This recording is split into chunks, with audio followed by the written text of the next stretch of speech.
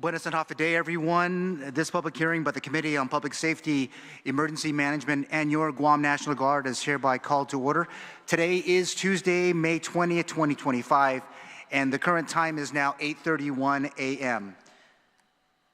For the record and in accordance with the open government law, notices for this hearing were sent on May 13th, 2025, and again on May 18th, 2025. This hearing was also published on the Guam Legislature website and the Guam Public Notice website. Joining me here this morning are my colleagues Joe San Agustin and Telo Taitagui. Again, Sejus Masi senators for joining me this morning. And before we proceed with the discussions today, I'd first like to provide some general rules of conduct for those that are in attendance. The conduct of this hearing shall be as follows. Written comments or presentations shall be submitted to the committee. Please provide my legislative staff with your written comments for photocopying. Comments may be read, and lengthy presentations should be summarized to about 5 minutes. Those offering comments will be allowed to present written or oral testimony. And once you are done, please remain in the room for questions or additional comments as may be desired by members of the committee. Questions and comments shall be confined to the nature of the agenda today. And the first of two items on today's public hearing agenda covers Bill number 91-38, COR by Senators Joe San Agustin, V. Anthony Atta, Tina Muñoz-Barnes, Vincent Borja, Jesse Lujan, Christopher Duenas, and William Parkinson, which is an act to add a new N to Section 63201 and amend Section 63202A and Section 63203A, all of Article 2, Chapter 63, Title 10, Guam Code Annotated, relative to establishing a minimum residency requirement for the Guam National Guard leadership. For the record, the committee invited the following individuals and agencies to participate in today's public hearing. Brigadier General Michael Cruz, the Adjutant General of the Guam National Guard. Additionally, the Bureau of Budget and Management Research requested for a fiscal note waiver on Bill 91-38, dated March 20, 2025. BBMR wrote that according to comments received from the Adjutant General, Department of Military Affairs, establishing a minimum residency requirement for the Guam National Guard does not pose any fiscal impact to the department. As such, BBMR has determined that the bill is administrative in nature and poses no additional fiscal impact upon any funds of the government of Guam. At this time, the chair will invite individuals who wish to testify on Bill 91-38 COR to take a seat before the committee. Before speaking, individuals who wish to make a presentation shall first be recognized by the chair and shall state their name for record purposes. The order of questioning will begin with the panel of senators who shall each have 5 minutes to ask their questions. The time allotted to each senator does not include responses that are provided by those testifying. Personal inferences about the character or motive of any senator or any individual commenting is not permitted. Any violations of this general rule of conduct will result in removal from the public hearing room for this particular proceeding. Individuals who fail to maintain proper form or decorum will be restricted from providing oral testimony and/or may be asked to leave or be escorted and removed from the room. Proper form and decorum shall be practiced by all present in the public hearing room. I would now like to invite Senator San Agustin, the author of Bill 91-38 COR, to provide his opening remarks on the measure. Senator San Agustin, you are recognized. Thank you, Mr. Chairman, for scheduling the hearing on this bill.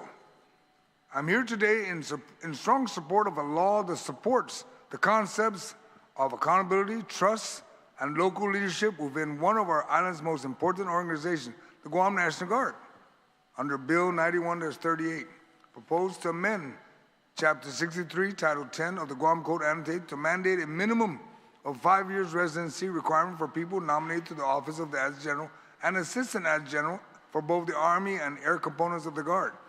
Leadership in the Guam National Guard is not solely determined by military rank or federal certification.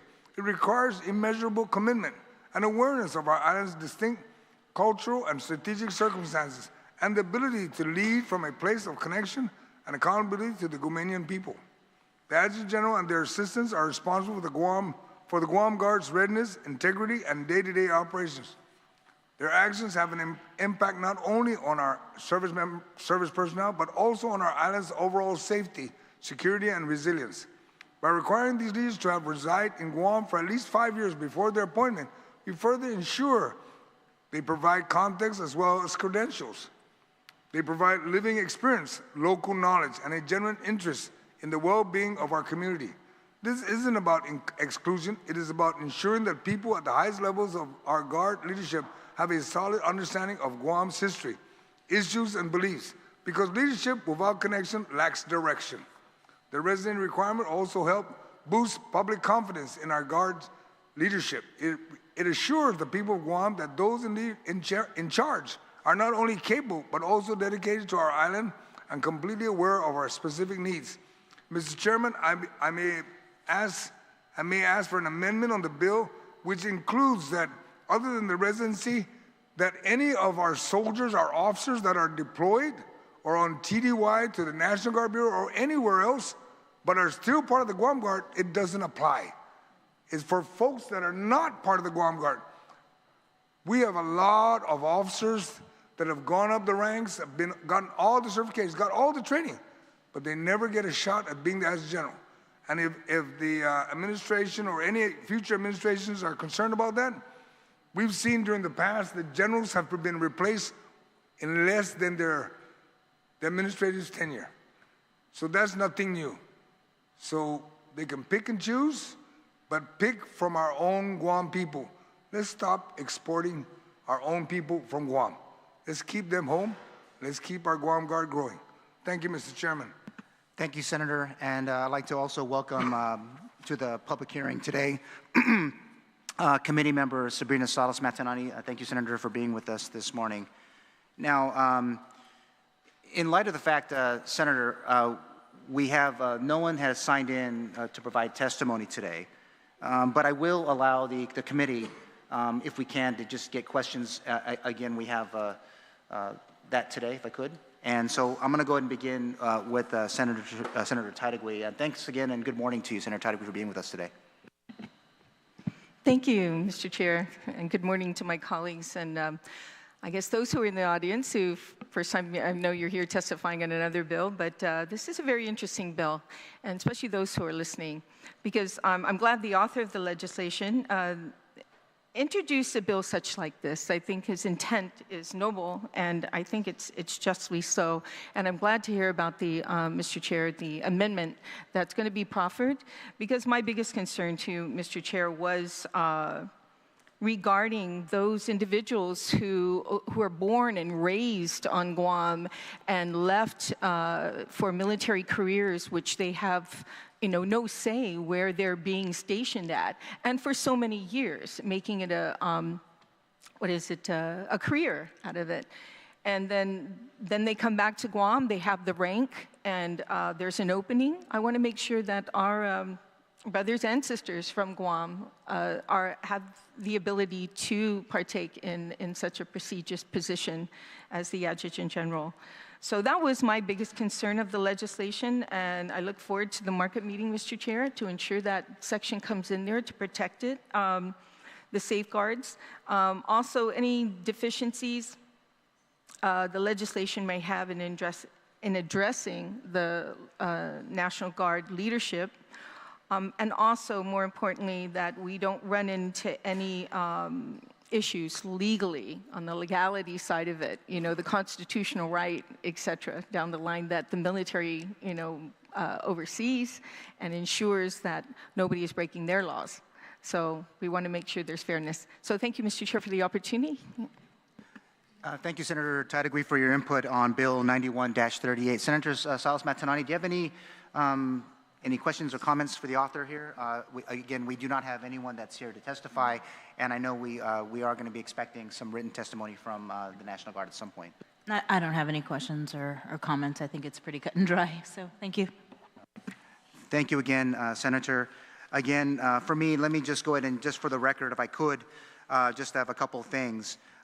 For reference, Senator San Agustin, the Virgin Islands requires that to be qualified for appointment to the office of Adjutant General, an individual must be a citizen of the United States, have resided in the Virgin Islands at least 1 year immediately prior to his appointment or her appointment, and be a commissioned officer or a former commissioned officer of the Armed Forces of the United States.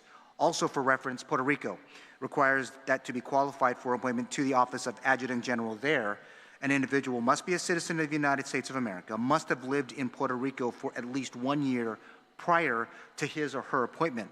Now, the individual appointed shall be an officer who has or may have had the corresponding federal acknowledgement as officer of the Armed Forces of the United States, shall be in the service of, or shall have served in the National Guard of Puerto Rico for a term of not less than 5 years, and shall have reached the grade of lieutenant colonel or its equivalent rank. Now, recognizing that another U.S. territory, in this case Puerto Rico, requires an individual appointed to serve as Adjutant General shall have served in the National Guard of Puerto Rico for at least for a term of not less than 5 years, Senator San Agustin. I'm hoping that we can get an answer to my question, and we'll ask the National Guard is, will Bill 91 prohibit a TAG appointee from confirmation if he or she was not a Guam resident for at least 5 years prior to their appointment? And I think you made that pretty clear. But also may have served in the Guam National Guard for at least 5 years during their entire military career. And I do stand with you in that. And I believe in the markup meeting, we'll be able to at least get that answered and make those requisite changes to Bill 91-38. With that said, Senator San Agustin, I kind of defer back to you to maybe close out for us today. Thank you, Mr. Chairman. And another amendment that was brought up to me was that maybe the home of record needs to be recorded, because we have soldiers, officers that have left, but their home of record, when we say home of record, just a reminder, and for the public and for my colleagues, I am a retired Army National Guard member, and I've served from the very first general up to General Polino, who came from active duty. His home of record was Guam. He was appointed to the Guam Guard twice. So that says a lot. We have Guam people. But maybe we need to include, other than just the temporary duty, but home of record, so that if any of the officers did leave Guam, but they maintain Guam as their home, then the 5 years residency wouldn't apply, because their home of record is still Guam. They still feel, and they believe Guam is still their home. So it'll maintain their eligibility for the opportunity to be the Adjutant General or the Assistant Adjutant General. And thank you, Senator Shawn, for allowing me for us hearing the bill today, and I know we will get recommendations and comments from folks from the Army National Guard, because I have spoken to them, and some of them happen to be TDY, and they said they will be submitting it to your officer. Thank you, sir. Thank you, Senator, and thank you again for your service to our country. The Committee on Public Safety, Emergency Management, and Guam National Guard appreciates the attendance and participations of all senators and community stakeholders in this public hearing on Bill 91-38 COR. The committee will review the information received during this hearing and communicate further with relevant government and non-government entities if necessary. The committee has tentatively scheduled a markup for Bill 91-38 COR on Thursday, May 29th, 2025 at 12 noon at my office located at 120 Father Duenas Avenue, Capitol Plaza, Suite 103, Hagåtña, Guam. Committee members and the primary author of Bill 91-38 are invited to participate in the markup. Senator San Agustin, a light lunch will be provided for you, just in case we didn't want to throw that in this morning. A little bit of light humor this morning. The committee will continue to accept written testimonies on Bill 91-38 COR for the next 5 business days or until Wednesday, May 28, 2025.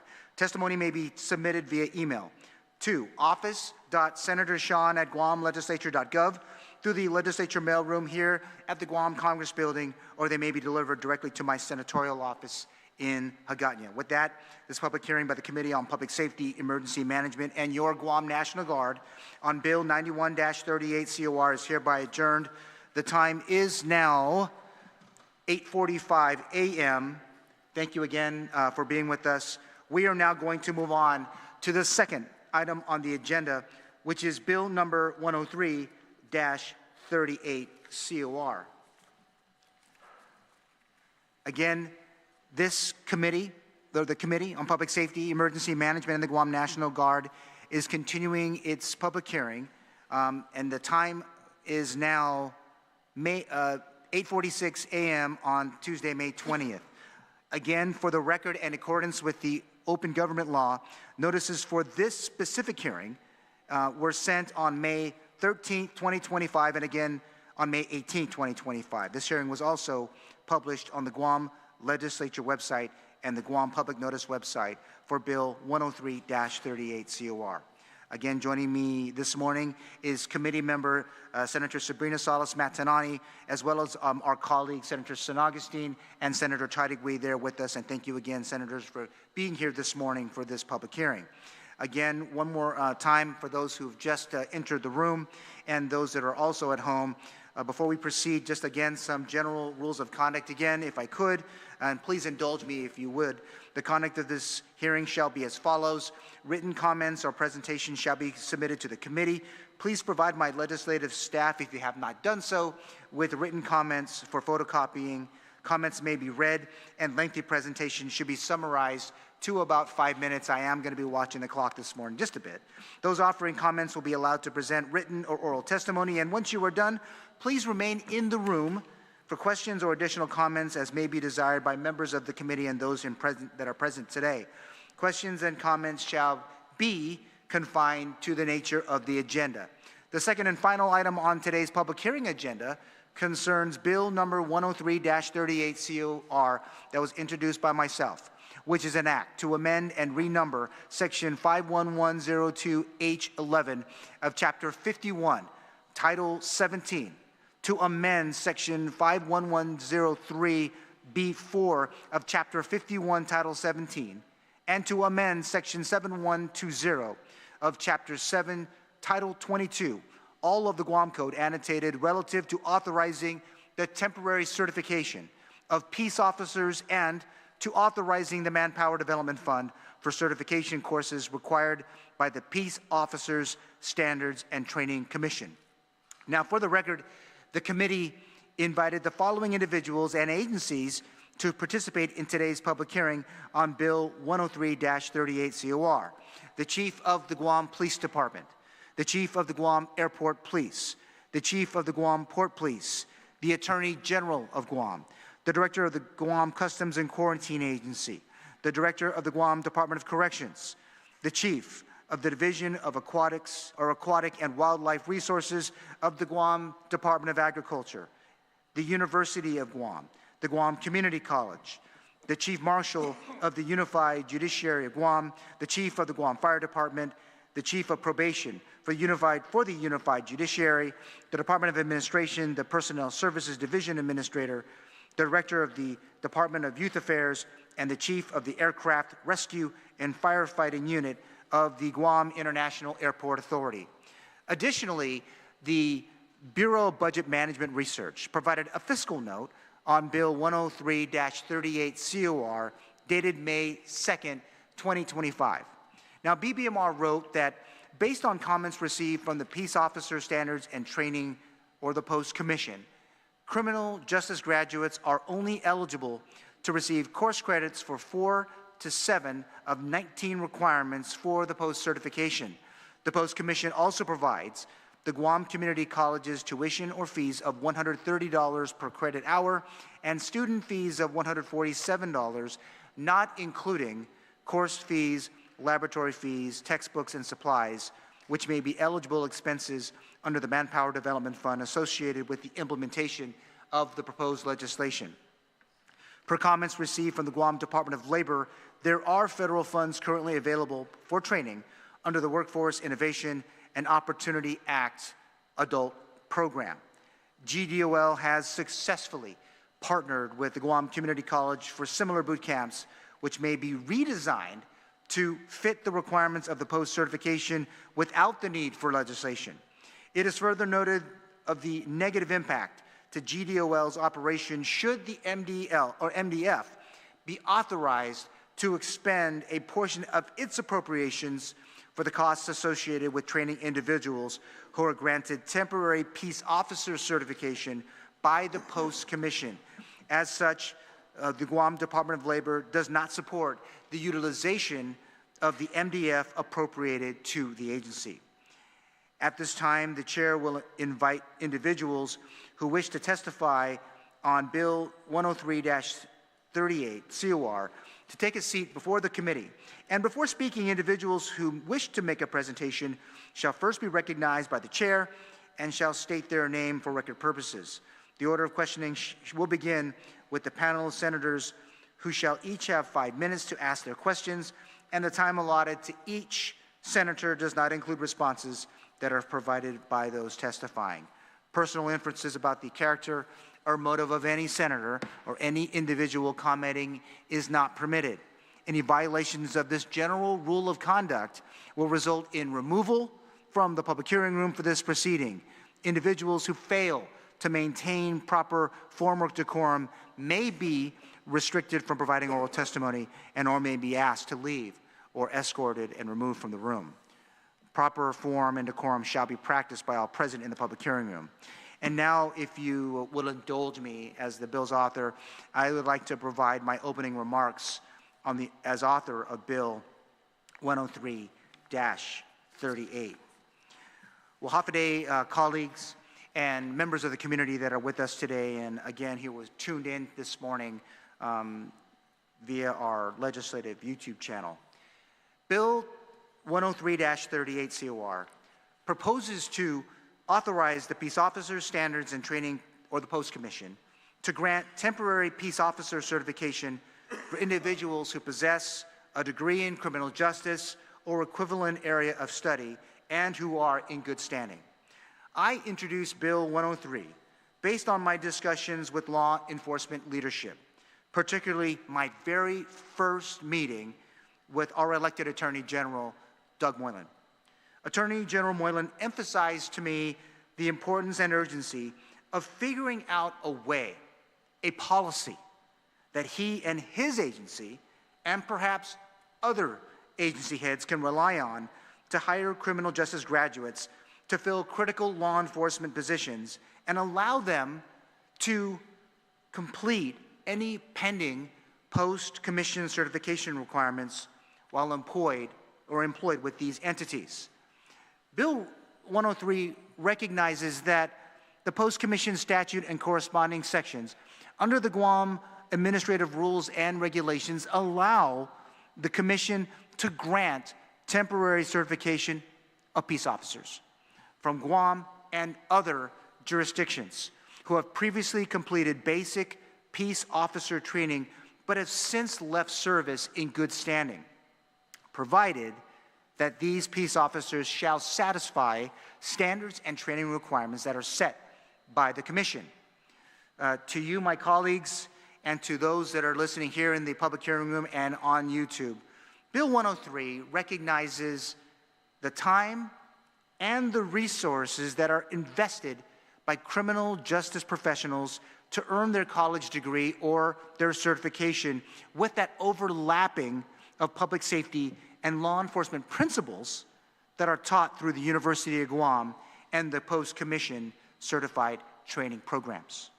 Accordingly, Bill 103 authorizes the post-commission to grant temporary peace officer certification for those who possess a degree in criminal justice or equivalent area of study, again, who are in good standing, provided that they meet the post-commission requirements.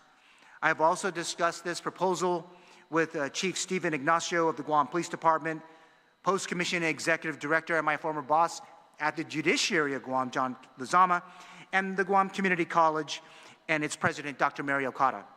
According to the post-commission, more than 25 applications this past year were submitted by individuals who earned a criminal justice degree but lacked the post-commission certification.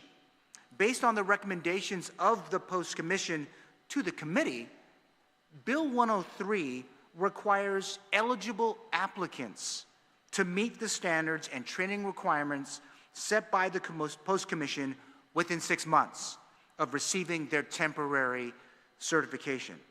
Bill 103 further authorizes the post-commission to establish policies to recoup tuition, fees, and other government-funded expenses in the event an employee resigns, transfers, or fails to meet any service or repayment requirements.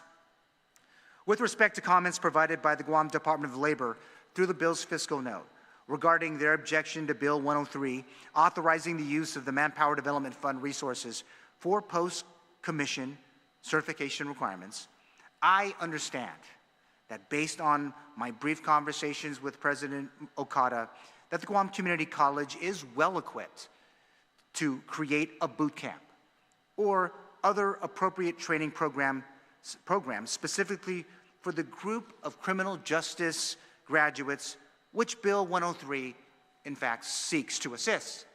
If approved, Bill 103 provides the legal authority for government agencies, including but not limited to the Office of the Attorney General of Guam, the Judiciary of Guam, the Guam Police Department, the Department of Corrections, among others, to hire graduates if they secure the temporary post-commission certification. The legal authority provided by Bill 103 means that our Attorney General and other agency heads will have a real opportunity, a real opportunity to hire any of those 20 individuals that I spoke about at the very beginning of my remarks, who are seeking to fill critical positions across our law enforcement agencies, especially at a time when these same agencies are losing officers to federal and military employers and retirement faster than they are able to recruit. Colleagues, I offer this common sense policy proposal as a responsible approach to, among other things, recruiting college graduates who have invested their own time, their own resources to earn their undergraduate degrees and who want to begin careers as members of Guam's law enforcement agencies. I look forward to the presentations this morning and will continue to work with relevant stakeholders on any amendments that may be needed to move Bill 103-38 COR forward. Sijus Masi for the time today.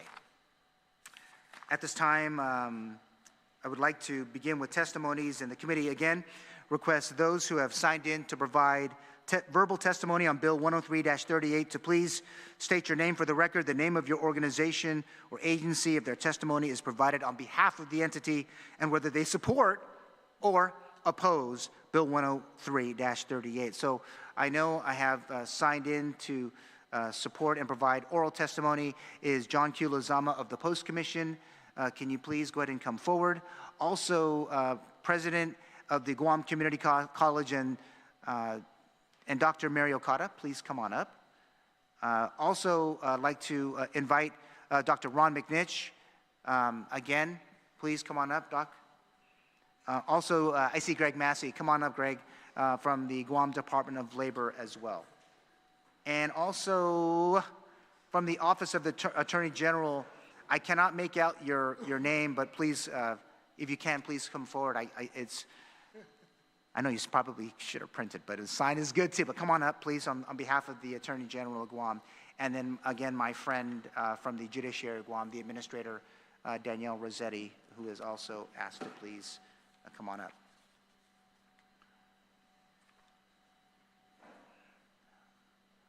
There's room. Thank you, thank you. So to make it easier, I'm just going to go ahead and, if I could, I know you all, based on how you signed in, but I'll just make it easier for today. Can I go ahead and go from left to right if it's possible? Will you allow us? Okay, I'll go ahead and I'll begin on the left, and I'll begin with my friend from the University of Guam, actually our friend up here, Dr. Ron McNitch. Thank you for being with us today. Please, Dr. McNitch, you can proceed. Thank you, Senator Gumataotao, and thank you, Senators. My name is Ron McNinch. I am Chair of Public Administration and Legal Studies at the University of Guam. I was asked by the university to come here today to give some input because it's my division that this kind of affects. Oh, please, thank you, Dr. I was the former, I guess for 4 years, I was post director, executive director on a voluntary basis at that time. Also, for many years I worked with Guam Homeland Security, both in the Citizen Corps as well as the reserve aspects of Citizen Corps, which include medical reserve and other fire reserve and other areas. I also work closely with the Fusion Center or Fusion Center Feeders, which is an intelligence function. At the University of Guam, we have a Bachelor's of Science in Criminal Justice, which is a 4-year degree. We also have an intelligence program that meets national federal standards for the preparation of intelligence officers. All intelligence is how to use information to better support law enforcement. That's what we mean in law enforcement intelligence. It's not anything spooky or anything else like that. Also, we have a cybersecurity program within my division, which is very active, and it's a cutting-edge program. Also, at the university, we've developed a forensics program. I'd like to just briefly say that, gosh, almost 30 years ago, Colonel Scamboliri was at a luncheon I was at, and he complained to me that the university and GCC didn't cooperate very well.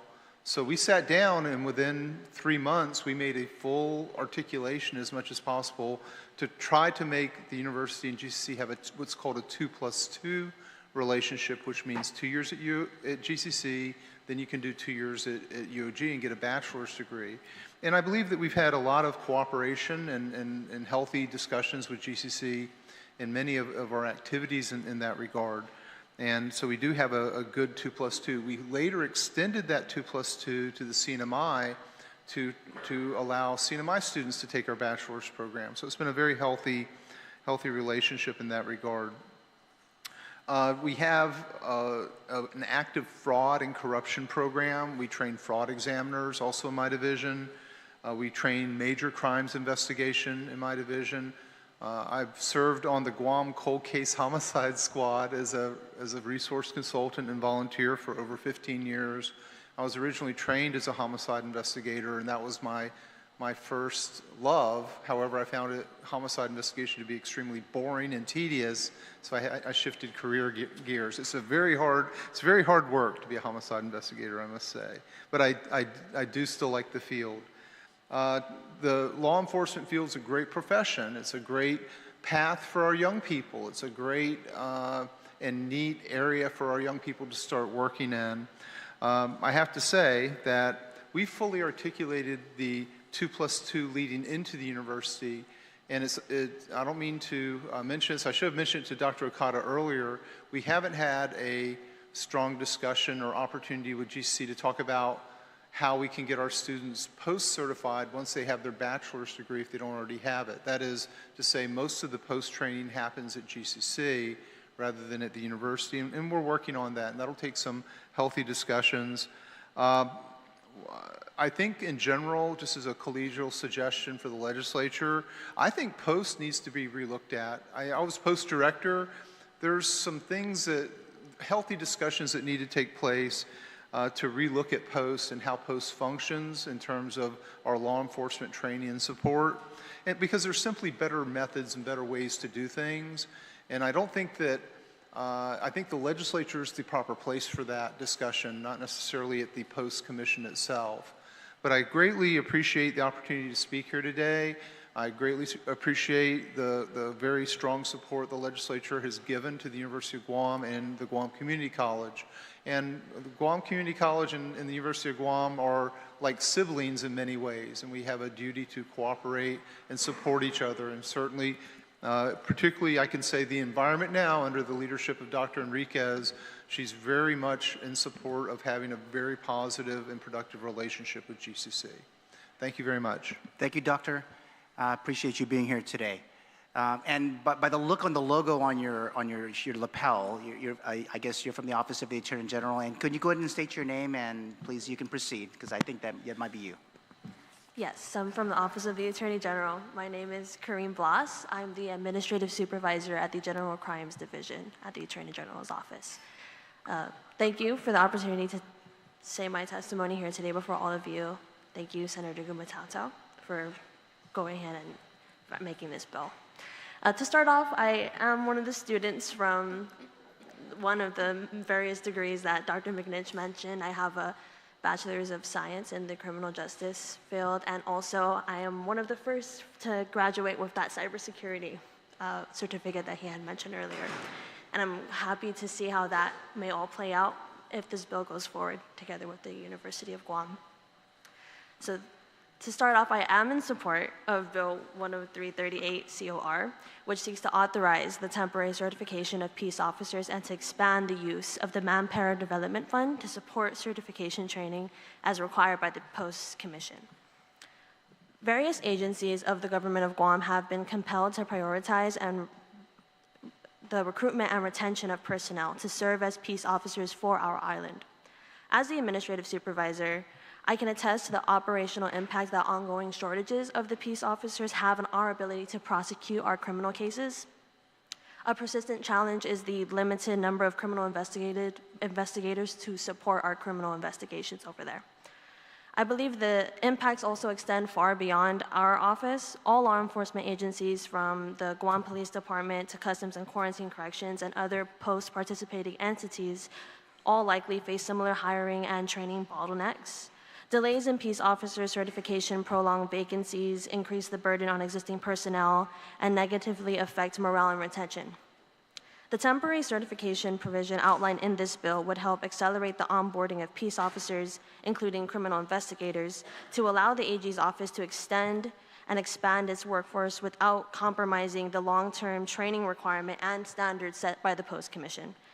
This is an essential step in addressing the current public safety gaps while maintaining the integrity of the certification process.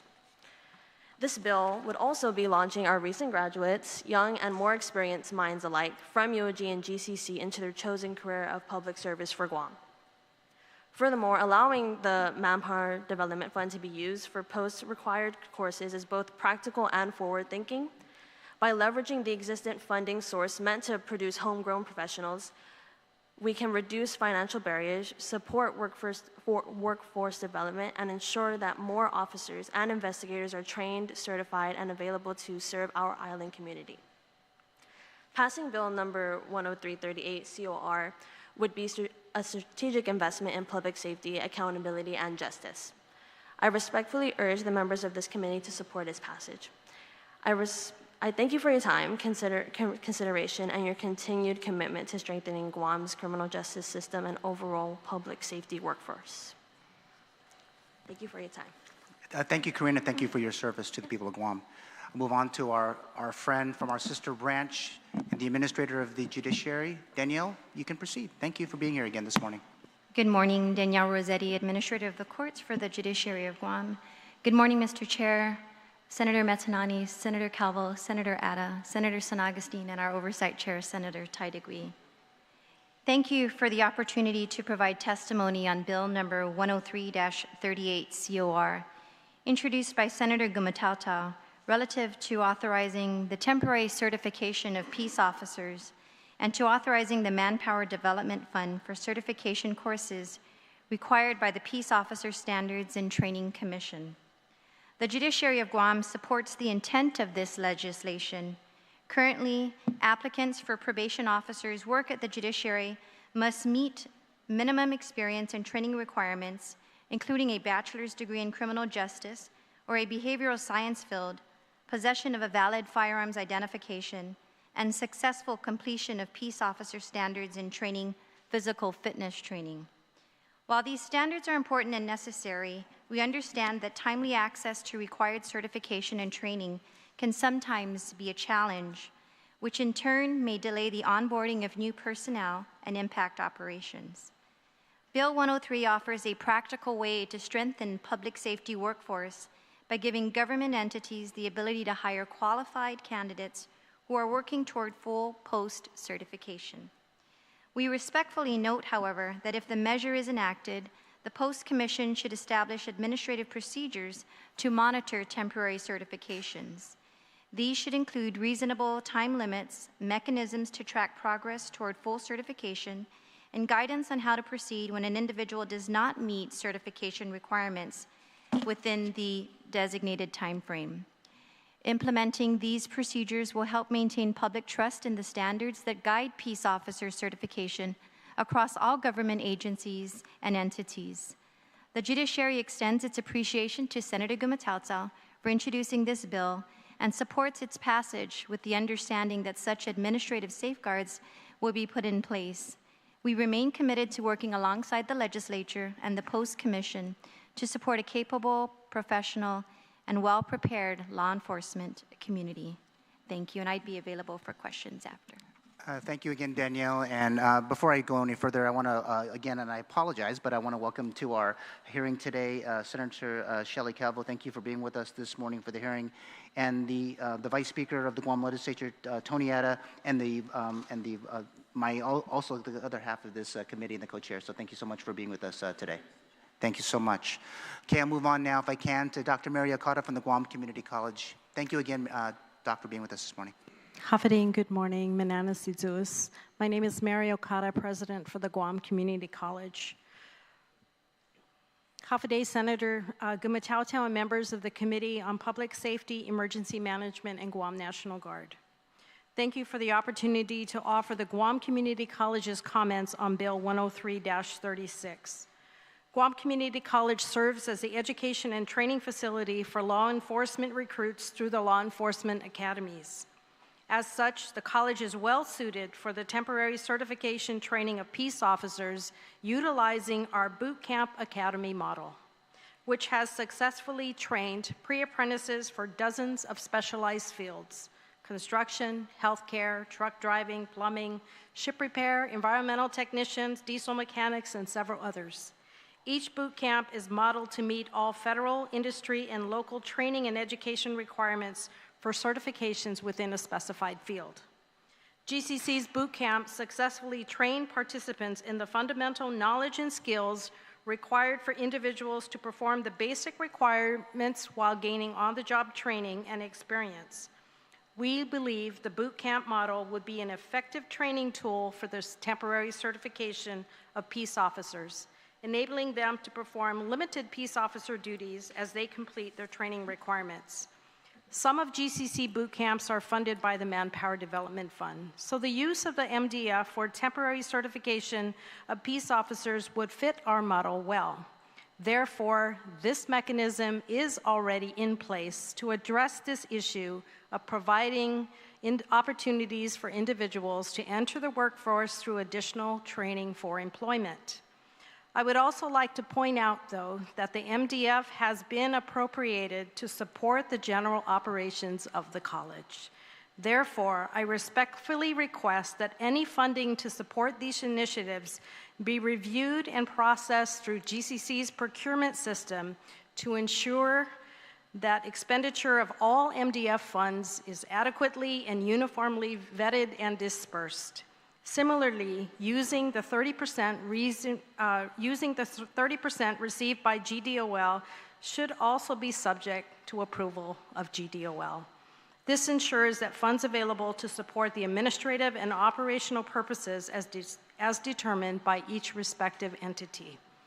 Thank you once again for this opportunity to provide my testimony this morning. I'm available for any questions that you may have. Sidzus Masi.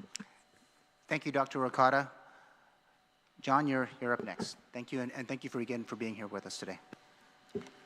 Hafaday, Mr. Chairman, and members of the Committee on Public Safety, Emergency Management, and the Guam National Guard. My name is John Lazama. I serve as the Executive Director for the Peace Officer Standards and Training Commission. I thank you for the opportunity to speak in support of Bill number 103-38, an act to amend and renumber Section 51102H2 of Chapter 51, Title 17, and to amend Section 5103B4 of same title, Guam Code Annotated, relative to authorizing the temporary certification of peace officers.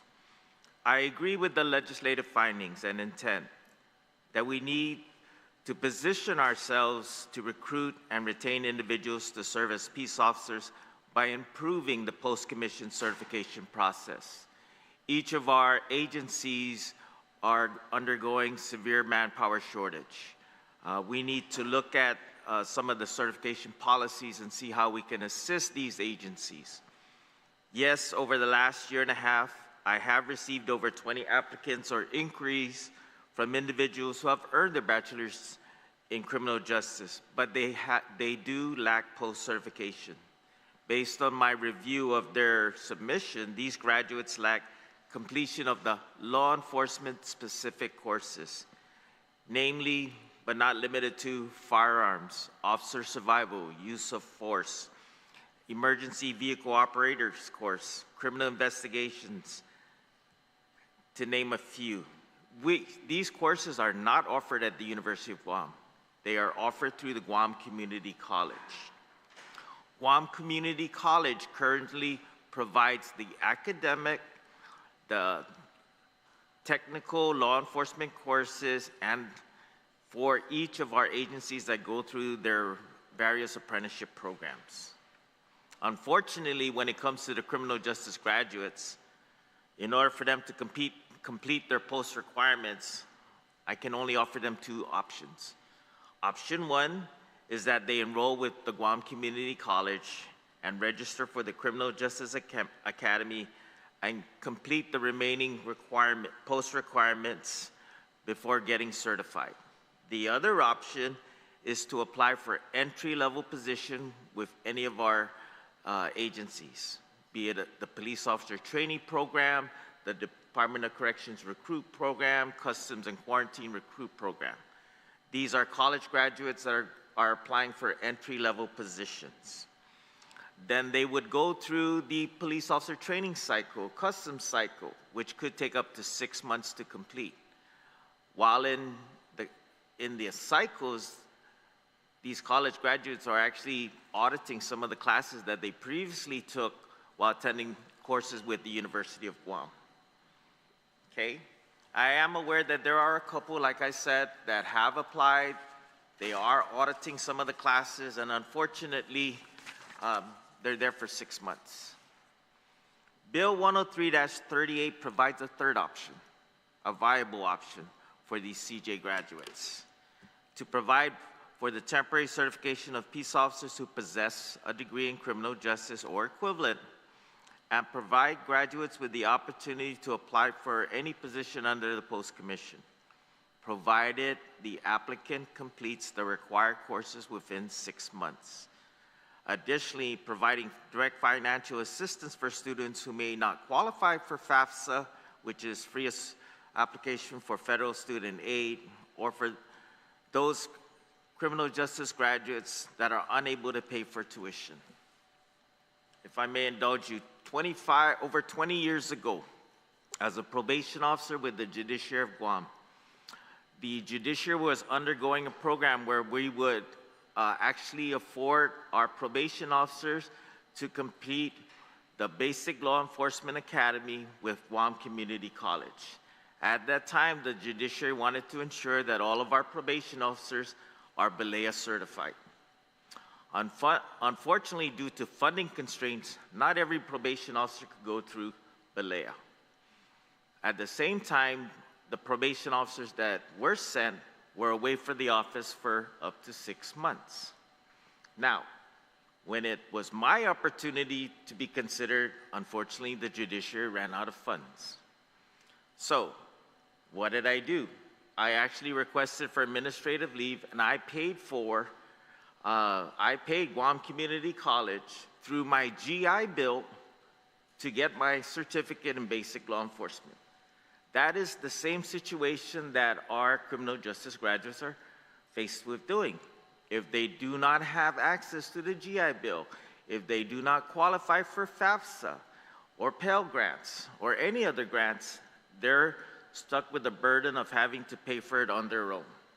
I was fortunate because I used my GI Bill, and I'm extremely glad and proud that I completed the BELEA cycle, and I have my certificate in basic law enforcement from the Guam Community College.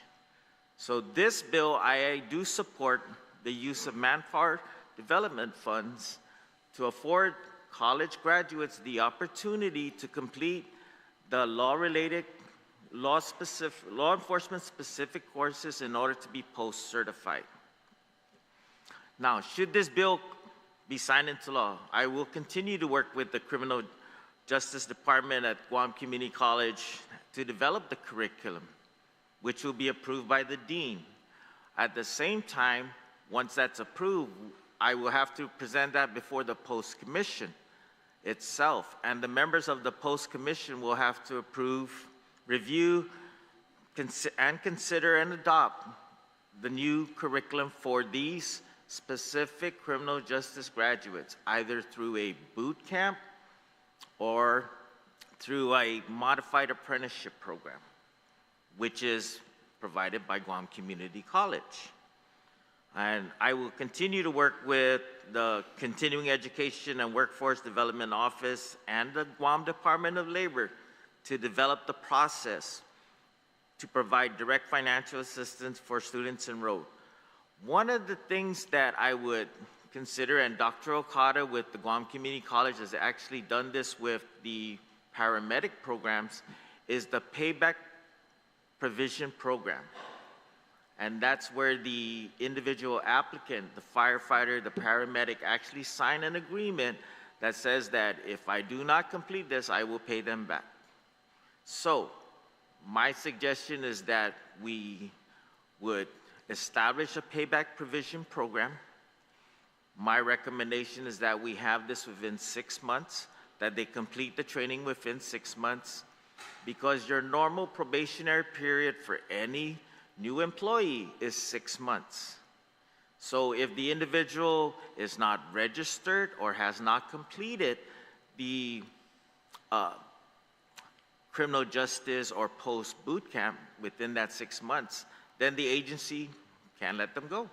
They haven't established they haven't met all the requirements during their probationary period, and that's standard practice.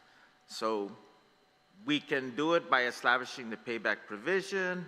We can make it and complete it, require them to complete it within the 6 months, all within the statute, which is authorized.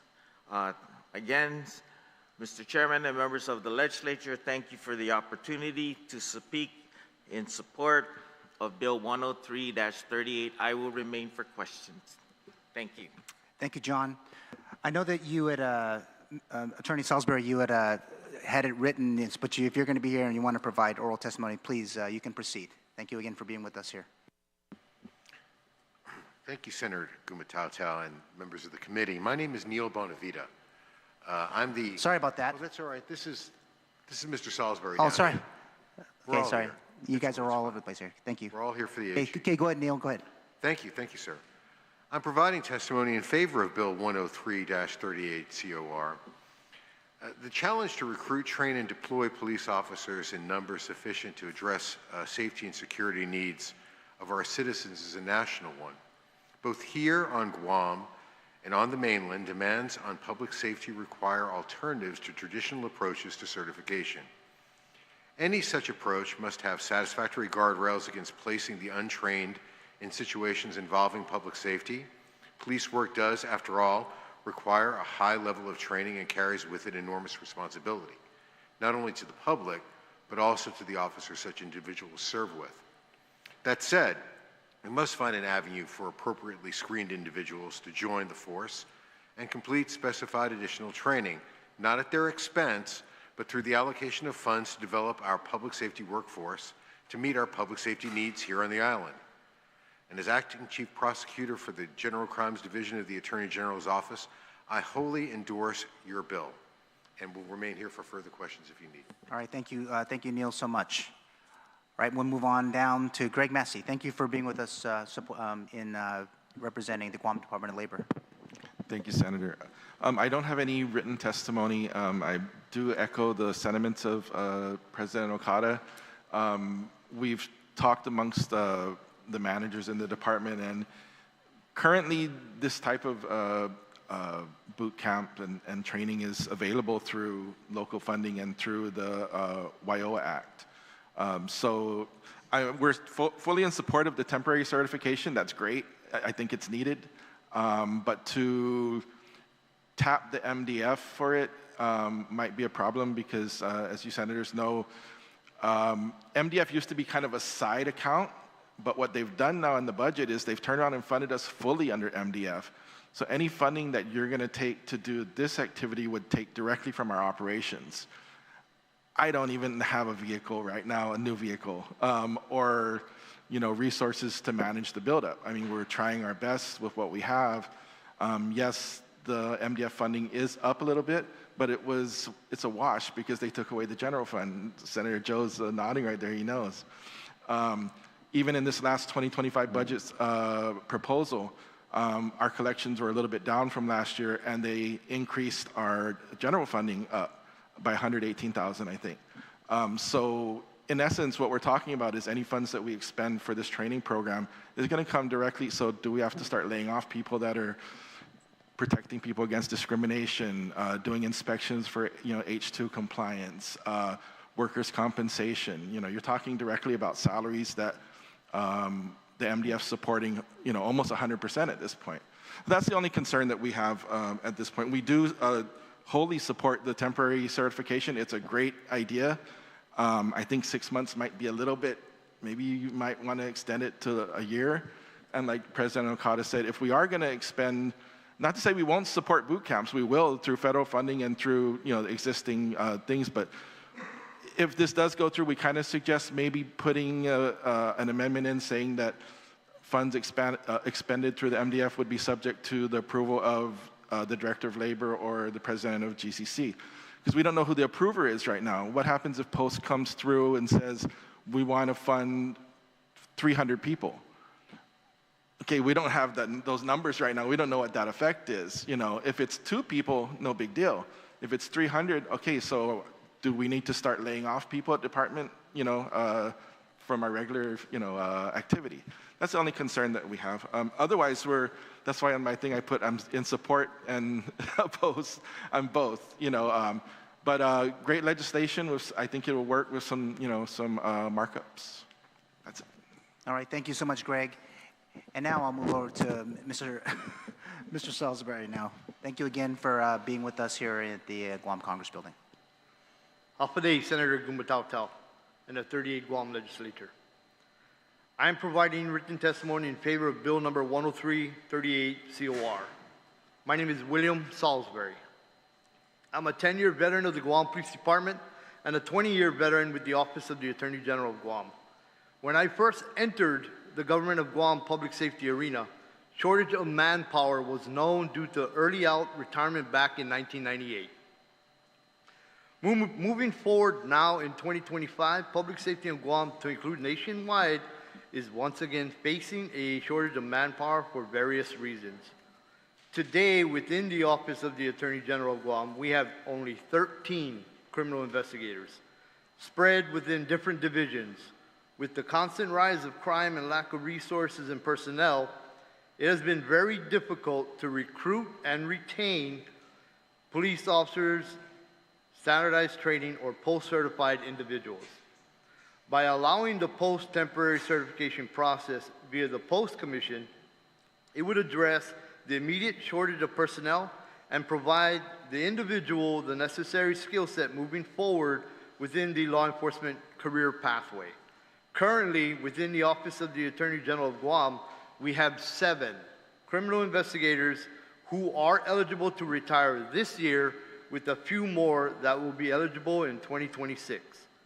The post-temporary certification would greatly assist the AG's office in having the ability to recruit individuals out of both UOG and GCC and provide interested individuals the necessary experience and training to be post-certified law enforcement officers here on Guam.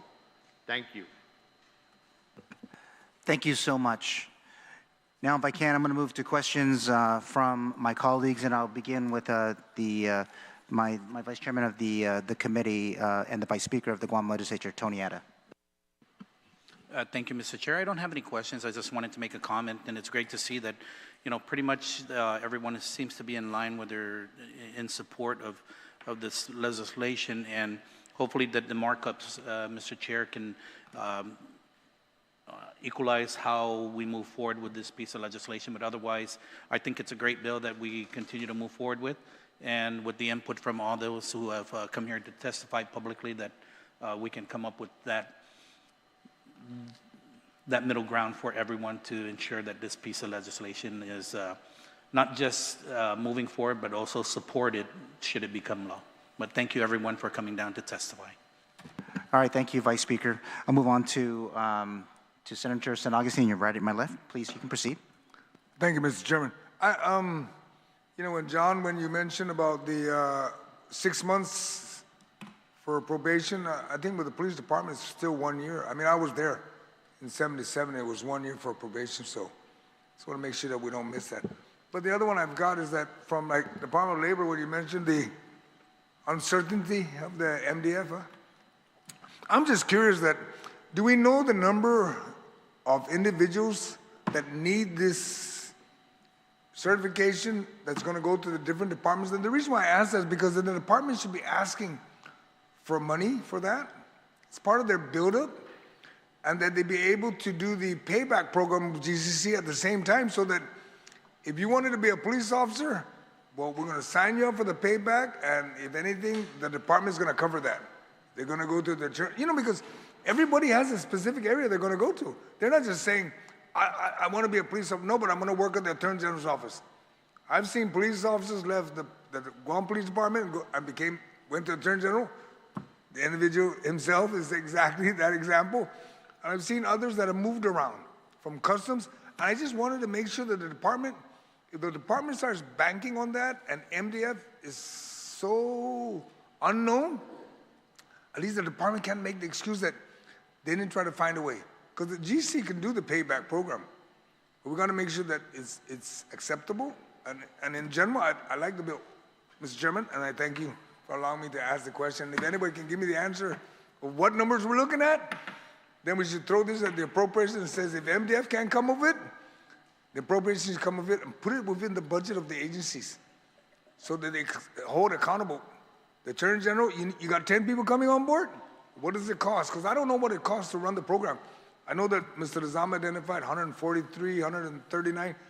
Put the numbers together so we can come up with exactly what it costs. Because when the boot camp starts running, there's $1. And Dr. Carter will be like, Nanganadzas, I don't have the money. Thank you, Mr. Chairman. Anybody want to take a crack at that? You don't have to if you don't want to. But go ahead, I just want to clarify something. The payback provision that we instilled for the paramedics is not for them to complete the program. It's for them to remain with the government of Guam for a period of, I believe, 3 years after they receive the certification, because that program cost a lot of money. So we're not training you to go work someplace else. We're training you to work for Gov Guam as a paramedic. So I just wanted to clarify that. It's not 6 months. It is several years.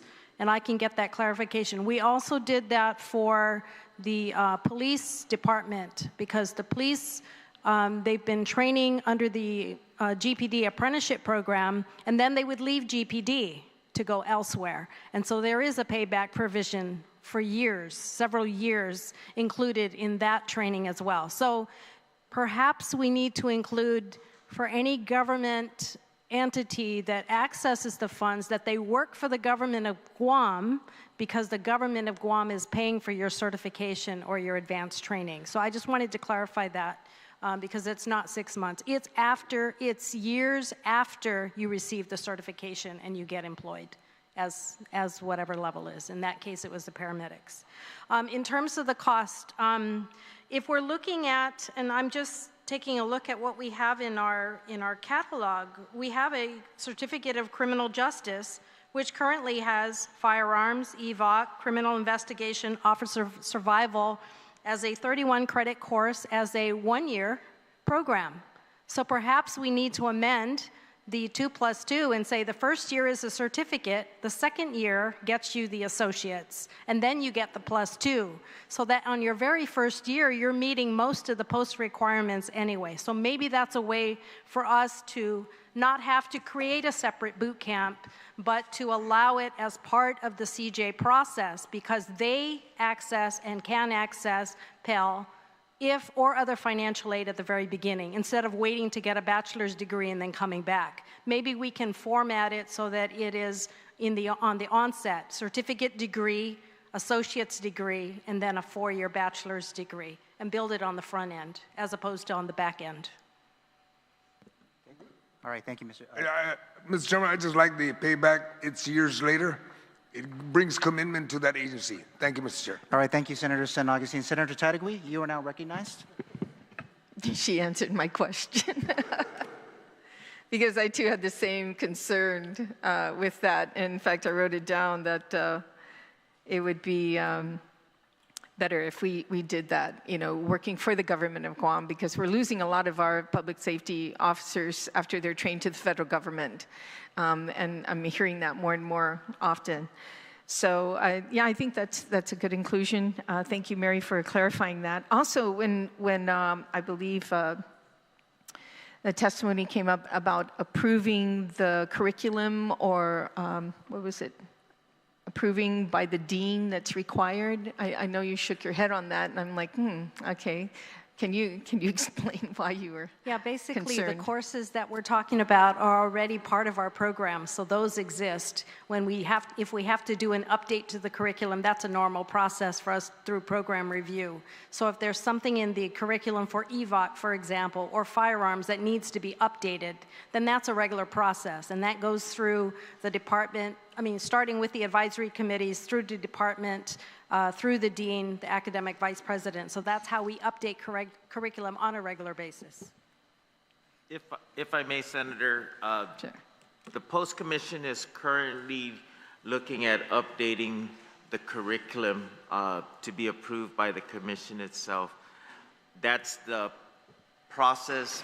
After completion of that, then we will forward that to GCC, the Criminal Justice Department, who will go through, like I said, the dean, through the CRC, and so forth, because we have identified that there are industry standards that have changed, and we want to make sure that we do that because Post is required to establish the curriculum.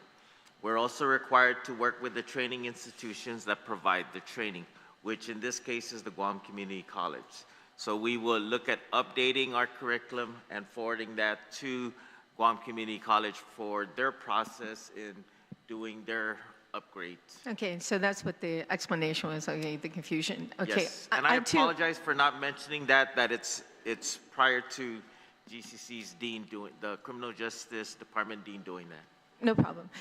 You mentioned something you're concerned about firearms. I think Mary mentioned, it's already in the curriculum with regarding firearms. I think this is one thing that we can't bypass, the safety of the use of firearms.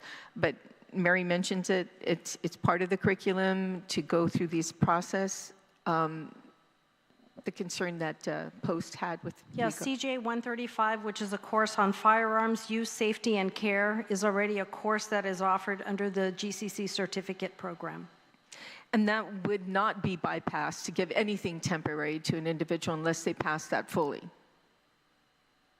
Because I think this is one area within public safety to be able to fully be certified as a gun carrier and being able to go past all the safety requirements before you give anybody anything that says temporary. So would this bill allow individuals without that certification to carry firearms?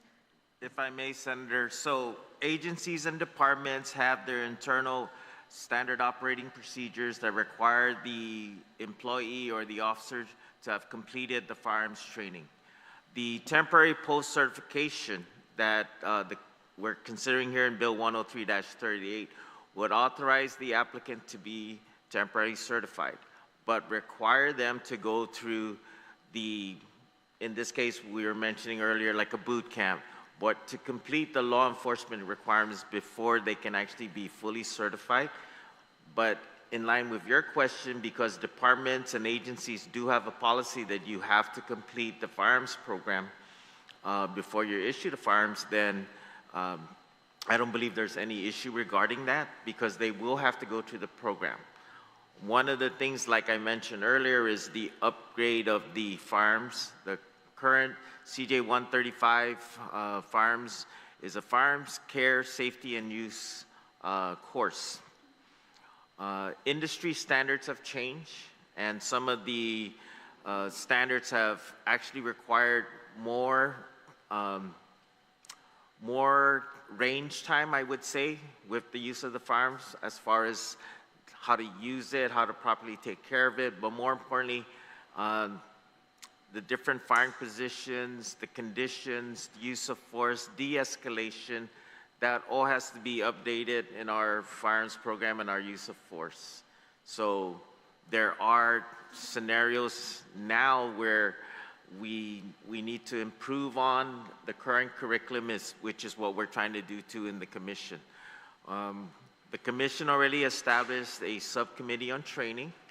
Unfortunately, our subcommittee training meeting was originally scheduled for today, and one of the items on the agenda for review for our post-subcommittee on training is the new tactical firearms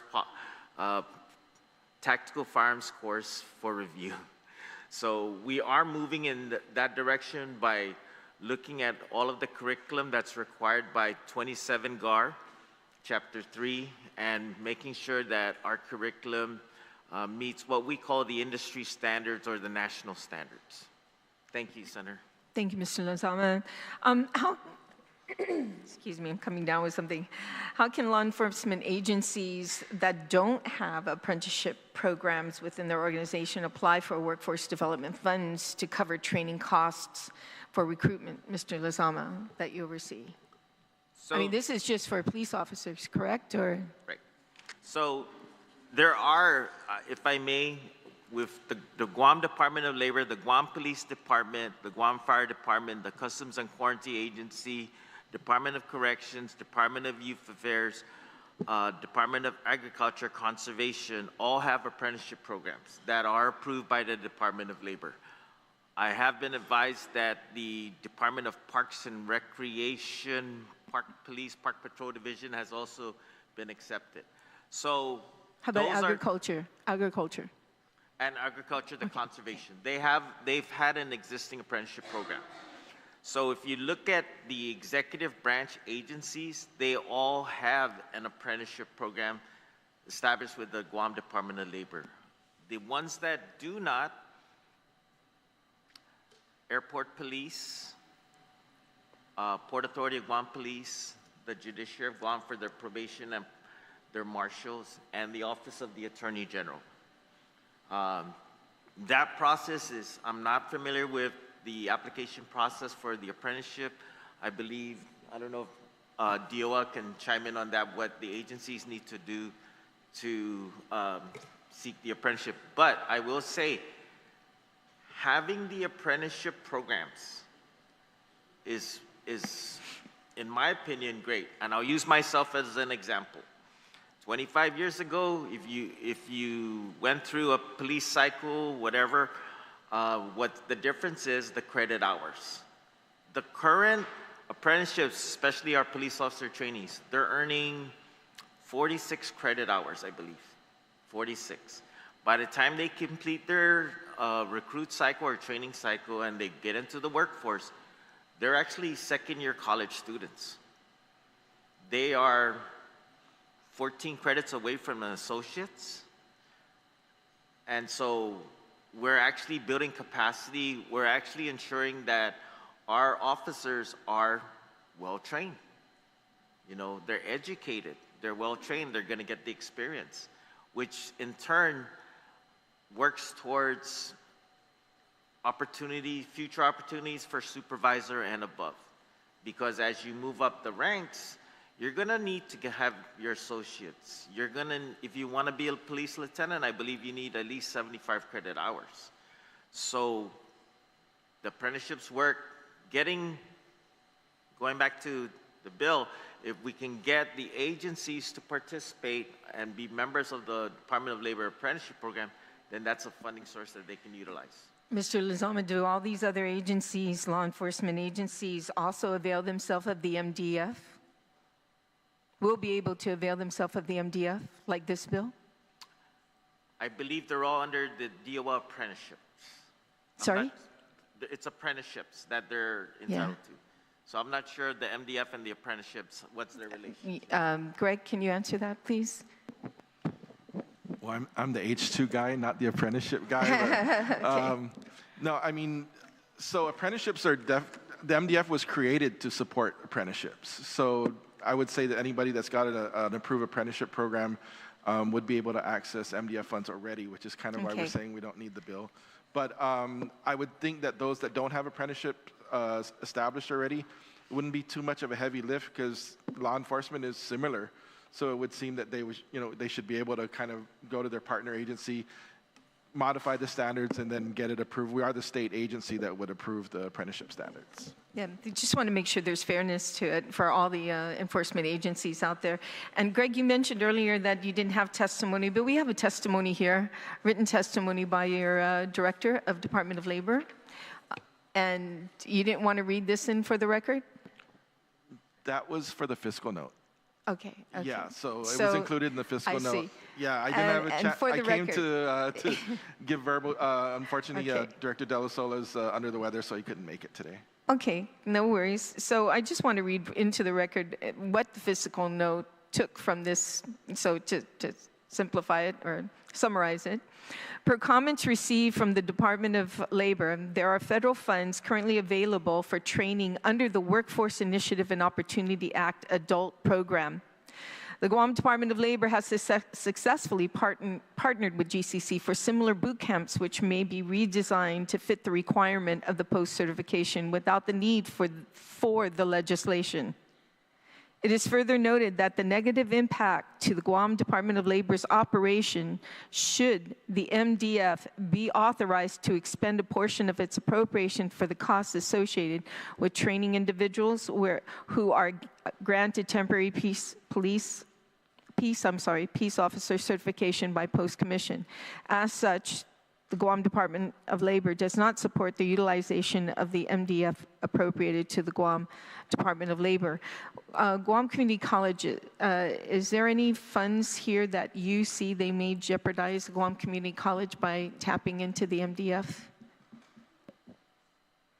So the MDF is, the MDF budget is approved by the board, and so as long as the Manpower Development Fund, we usually set aside a certain amount of money for apprenticeship, and so far we've been okay. Last year, the collections were down about 1.9, so even though it's appropriated, we only get 70% of what is collected. So there's going to be there may be a time, because many years ago, the MDF wasn't producing and it was over-obligated, and therefore we got we experienced a loss of funds. So it just depends on how healthy the MDF is and whether or not we're able to cover all of our operational costs, because a heavy lift of what used to be general fund is now paid for by MDF, currently over $8 million. Okay, that's my concern. We take from one agency to pay Peter to pay Paul, scenario, and I just hope that we don't get in that predicament. If anything, if this program is working, I mean, there's always that pilot program scenario that we can incorporate and take the data used from that to determine, is it really worth this money that we're taking? Yeah, go ahead, Mary.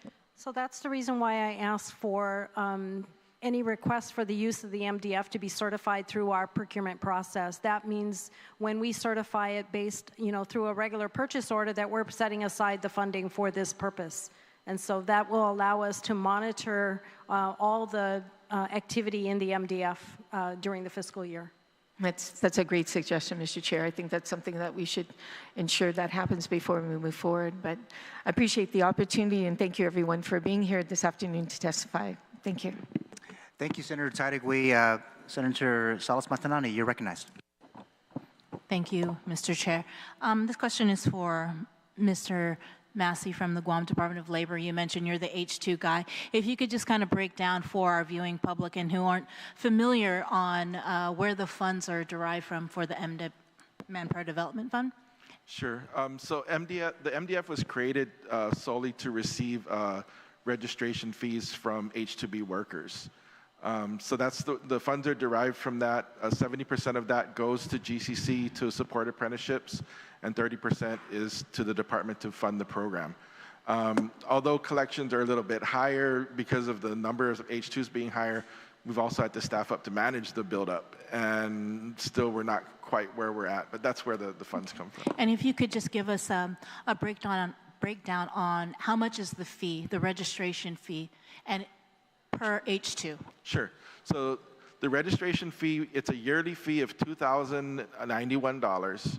1,000 of that is subject to the 70-30 split, and then the $91 goes to public health to support workforce housing inspections. And how many? And it could be prorated if the amount, like let's say that they don't come in for a full year, each worker, then that would be prorated. How much? How many H2s do we have currently?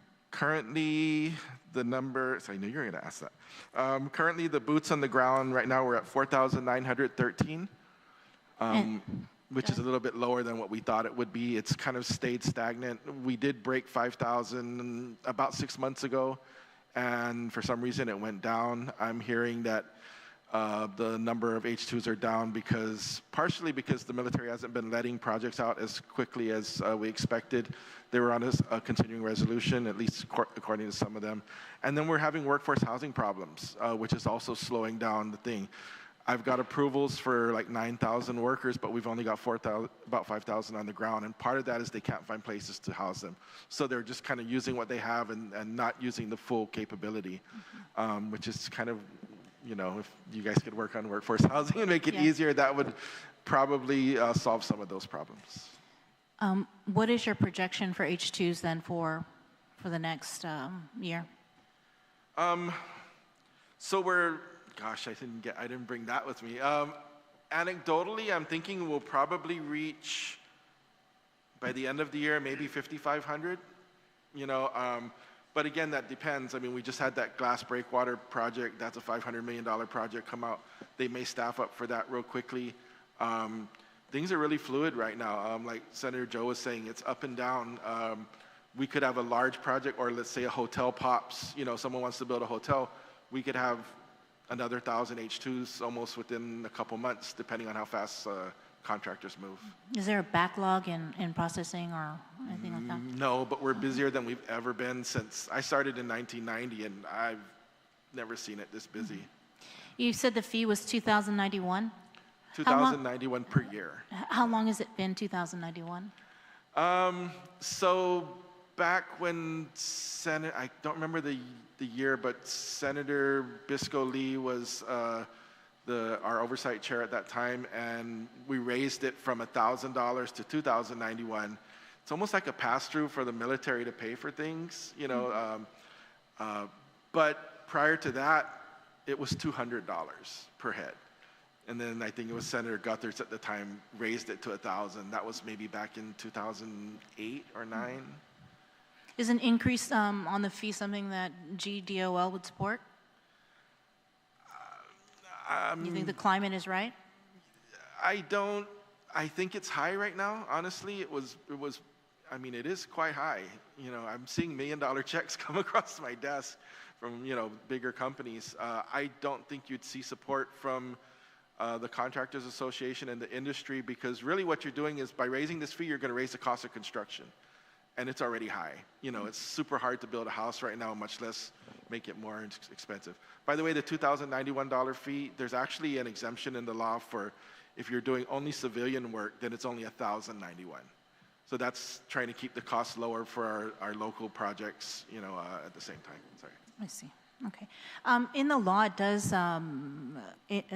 mandate that an annual audit of the Manpower Development Fund is to be conducted. Are you aware if any audit has been conducted on the Manpower Development Fund? We're audited every year by the, I think there's this, I'm not the audit person, but every year we go through an audit, and I haven't seen any audit findings since forever. Mm-hmm. Yeah, we have a really strict system. Ms. Okada? She might know. Yeah, the MDF is part of our annual audit, currently with EY. Okay. I did want to ask about, you were talking about the apprenticeship programs, the boot camps. Is there anything that would show us like a return on the investment on this Manpower Development Fund? I'll defer to President Okada. There is a quarterly report that is submitted based on the budget bill. So there is a quarterly report that is available on the GCC website, how many apprentices, where they work, and then information on on apprenticeship is what we're supposed to record. Can you kind of break down what current programs, apprenticeship programs, boot camps that this Manpower Development Fund is funding?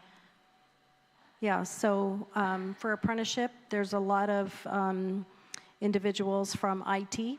So all of the major IT companies have apprentices. Guam Power Authority has apprentices. Several other, as the post-executive director mentioned, law enforcement. In terms of the boot camps, I mentioned it earlier, construction, plumbing, electrical, environmental technicians, CNAs, healthcare professionals. I mean, so there's a, we can provide you with the list of all the boot camps that are currently being funded. There's other funding sources that we use as well. And just for clarity again, the MDF funds that you guys are receiving is being used for operations? Based on how the legislature has appropriated the GCC budget, there is currently over $8 million that is to be used for operations of the college, including apprenticeship. Okay. Yeah, DOL's 30% is also, that's all of our local funding was stripped from the general fund, and we're fully funded by MDF right now, with the exception of $118,000 for the new 2025 fiscal year. So yeah, I mean, everything's operations right now for MDF. Thank you. Thank you, Senator Salas Matanani. I don't have any real questions, but I will ask of everyone at this at the table in front of us, as we go to the markup, I'm hoping that you'll be able to respond to my office. The input that you gave was absolutely critical today in terms of getting this piece of legislation moved forward, and I really do appreciate all of your attendance today and all of the input. And I want to also give some kudos to the Post for all of their effort to help support the law enforcement community in Guam. So with that said, the Committee on Public Safety, Emergency Management and your Guam National Guard appreciates the attendance and participation of all senators and community stakeholders in this public hearing on Bill 103-38 COR. Now, the committee will review the information received during this hearing and will communicate further with relevant government and non-government entities if necessary, as I just mentioned just a moment ago. The committee has tentatively scheduled a markup on Bill 103-38 COR on Thursday, May 29th at 2025. That is at 12 noon at my office, 120 Father Duenas Avenue, Capitol Plaza, Suite 103 here in Agustin. Committee members and myself will be in that markup. Again, as I mentioned earlier, there will be lunch. The committee will continue to accept testimonies on Bill 103-38 COR for the next 5 business days or until Wednesday, May 28th, 2025. Testimony may be submitted via email to my office at office.senatorShawn@guamlegislature.gov. That's SHAWN, through the legislature mailroom here at the Guam Congress Building, or they may be delivered directly to my senatorial office in Agustin. With that said, this public hearing by the Committee on Public Safety, Emergency Management, and your Guam National Guard on Bill 103-38 COR is hereby adjourned, and this concludes the public hearing for both Bills 91-38 COR and Bill 103-38 COR, and the current time is now 10 o'clock. Thank you for being with us today.